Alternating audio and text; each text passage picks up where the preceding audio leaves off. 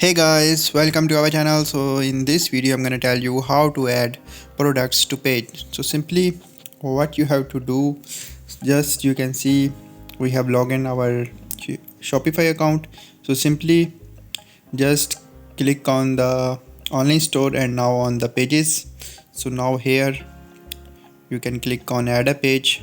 So simply type the page name here, like I'm typing the name products, and simply add the title here, like I'm typing the random title.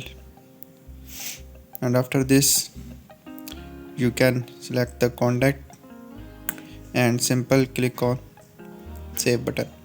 So your page is finally created. So now we want to add products.